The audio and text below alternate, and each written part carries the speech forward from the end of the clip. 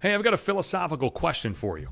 Or maybe it's not even philosophical, maybe it's fucking basic. Are you happy? This is Chris Johnson. Somebody asked me that recently. Asked me if I was happy. We're having an actual conversation. Every now and then people talk to me, or, at least ask my advice on shit. I seem to get, if I can go off on a little bit of a tangent before I even get going, I seem to get asked my opinion on shit from time to time from all sorts of different people. And these people know me, or at least know enough about me to know that, I'm divorced. I don't talk to my father. I've been in therapy for 4 years. Kind of fucked up, anxious. I don't like change. I'm neurotic. And they still think, you know what? That's Chris Johnson's my guy. If I need an answer to a fucked up question, Chris Johnson is the person that we're going to speak with. Maybe they think, look, this guy can't handle his own life. But if you talk to him a little bit, maybe I'm intelligent enough that people think, well, I might be able to give them good advice on their lives. Maybe I'm just like the type of person that knows a lot of shit, but can't put any of that stuff into practice. So maybe I can help you with shit. I just can't help myself. But the question was posed to me if I was happy. And it wasn't in person. This wasn't a face-to-face conversation. This was a technological conversation. I have a lot of those. Oftentimes it's easier for me to have serious conversations over technology because I don't have to face the person that I'm talking to, especially if it's like serious business. Because I can put my thoughts together, I think, a lot more eloquently if I'm just writing it down. And you might be thinking, well, listen, I'm listening to you speak right now. You sound like you kind of got some shit put together. Yeah, but I'm also, standing alone in my apartment. So this is kind of like me taking advantage of technology to get my fucking point across. You know what I'm saying? I'm a letter type of guy. I'll write you fucking letters, write out my fucking opinions. Because then, when I have to deal with some sort of rejection, I can just get that electronically and not have to deal with face-to-face. Translation, I'm a pussy. Or maybe I'm just really sensitive about shit, and I'd rather just fucking deal with it my own fucked up way. I know how to internalize my fucked up behaviors and how I, handle shit. So, that's what we do. But she asked me if I was happy. Are you happy? Just like a general question. And I was wondering, is this a cry for help? Is she unhappy? What do I do? Do I pry? But I don't fucking pry. I very rarely pry because I figure, if somebody's going to tell me something, they're going to fucking tell me something. So I just gave a fucking honest fucking answer. You got to go on a case-by-case basis. Am I happy with my job? Not really. I don't want to work in a fucking call center forever, but it pays well and I'm not on the fucking streets. I'm in a fucking new apartment, relatively speaking, of course. I probably had my best year financially ever. I'm doing a lot of stuff that I want to do. I'm not weighed down by any bullshit. So I guess the answer is yes. Yes, I am happy. In general. Oftentimes happiness is like a moment in time, certain things that you might do or experience or something along those lines. For me, I look at it probably quite a bit differently than most people because I was unhappy for so many years.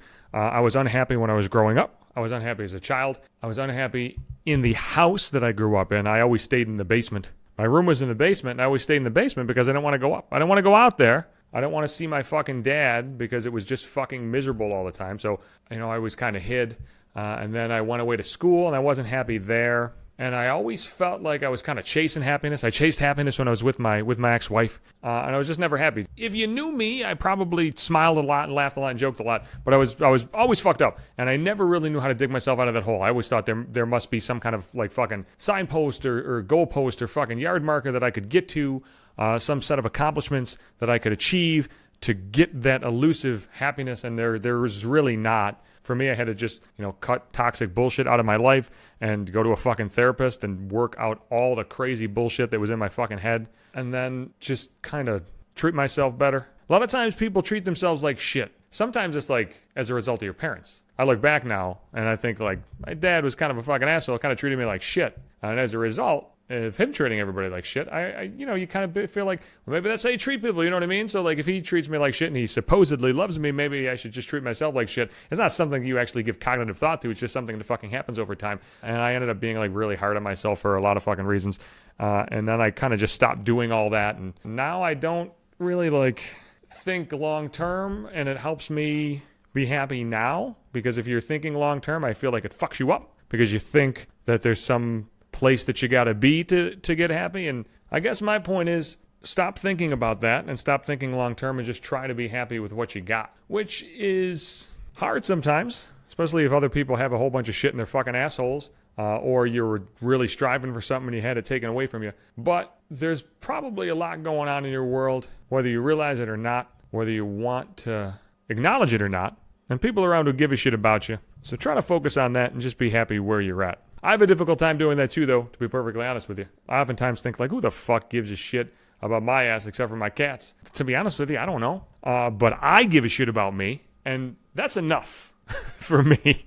That's where I'm at in my life. Does Chris Johnson give a shit about Chris Johnson? Yes, he does. So, therefore, I'm relatively happy and stable. Hey, man, small victories. Just kind of focus on the here and now, and that's how I get through my day. And that's how I stay my cheery self. So I hope you're happy with what you got going on.